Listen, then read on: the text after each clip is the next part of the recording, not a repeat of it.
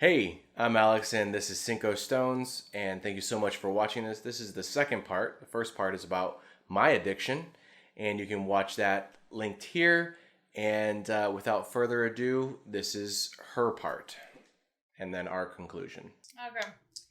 So I'm gonna share now my biggest addiction that I have been fighting for, and it's social media, as a lot of people used to struggle with that. Um, so I think I saw it more deep on myself. Like I think God revealed it to me when we were engaged, and I was looking at stuff about weddings, and I will spend hours just wasting my time looking at wedding stuff, like wedding decoration, wedding dresses, like things that we already set up.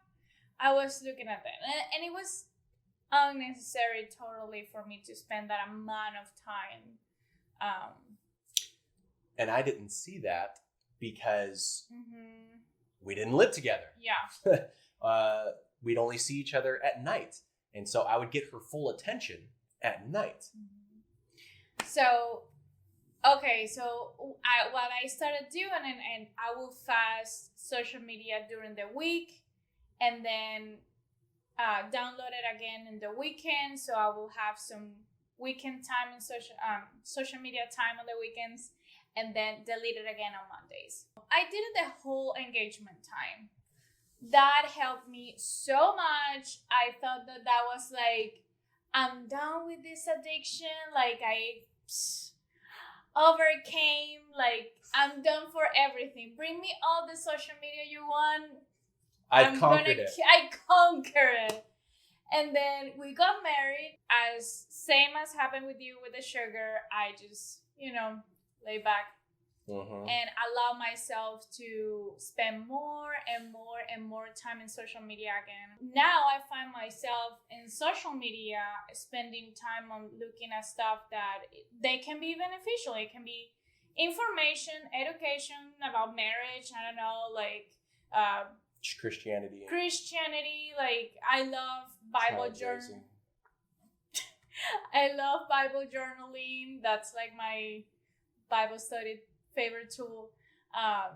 So I look a bunch of stuff about that and kind of like keep learning about that. But it was not just about, oh, I'm going to spend this time learning about this. No, it was, when you are looking or scrolling, right?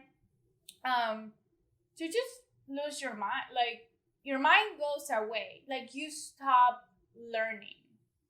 And that is the danger. It's not like a book when you actually are learning the whole time. And so what really made this addiction worse is that how it affected our marriage, because she could do it on her own when we're not spending time together. But then it started to happen when we were together. Yeah, how that affect you. And man, it bothered me. We had to have conversations about that. And it was hard for me because normally people get defensive about their addictions. I did about mine, and I think it's safe to say you did about yours. Mm-hmm. And I had to find a way to just kind of bring it up and politely. I'm not having self-control. And that's the addiction part. And we could lie to ourselves and say, oh, this was beneficial. I felt convicted about it.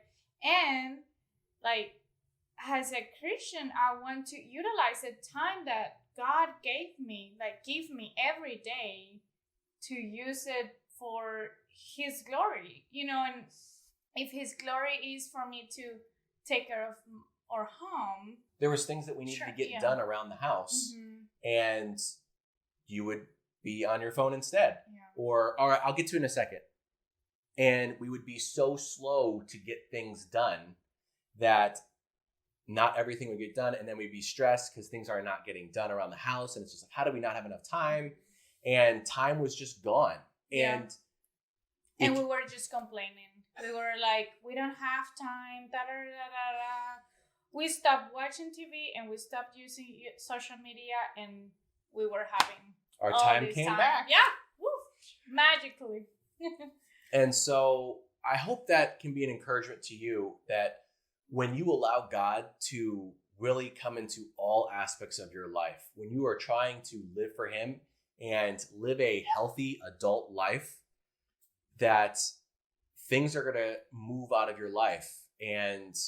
But we're still on these things. We still utilize them, but we could go on more about that. If you maybe share your thoughts and encouragements with us and ideas, we'd love to hear that in the comments down below. Is there anything else that you want to share before we end our first video together? I just wanted to share about the fact of like how the enemy lied to you about your addictions. Like that not having self-control is a sin. So he brings sin to your life, lying. So that's what he did with Adam and Eve and the fruit. Like he lied about what the fruit will do. So for me, my social media problem, like the lie that I believed, is that social media will bring me rest. So I'm tired. I'm just gonna leg and scroll. Like this is giving me rest. When it was totally the opposite. Like it was not bringing me any rest at all. And I saw that. What would you say that it was a lie for you about sugar? That it would bring me fulfillment. Like I was like, oh, if I have the sugar, I'll be full now. I'll be happy. I'll be content now. I couldn't be fully content with my wife's amazing cooking that filled me up. My body was seeking more, and it was a lie. It was not something even good for me. I don't need it at all. And it's only hurting me. And I hated that about me. I hated that I was wanting these things. And you might think like, oh, these are not big deals, but these addictions trickled, the lack of discipline trickled down into other aspects of our life. We are just sharing this one, but it trickled into other parts of our life and made our lives more difficult, put more pressure on our marriage. So pinpointing at least one and really working on that one and building the discipline to fight that addiction helps you gain strength to then persevere in other places of your life. And ultimately, it's not to live a disciplined life for discipline's sake, but so that you can be a better tool for God, that you can be more disciplined to study his word. So you can be more disciplined to be obedient to him when he tells you to do something, whatever it may be. That is why we want to practice discipline in the big and the small things. And we fully believe and have seen it in God, seen God do that in our lives, where he starts with one thing and then it grows. So you don't have to be a disciplined warrior day one. I would not characterize myself as somebody who's great at self-discipline. Me either. Like, I really lack it. And that was definitely a huge problem in my life for still most of my life, because I'm not that old. Okay? Anyways, but building that discipline in one aspect of your life and then allowing that strength to bridge into other places. But ultimately, it's just obedience to God. And God is pleased with our obedience. And he blesses that obedience. And man, you want blessings? Be obedient.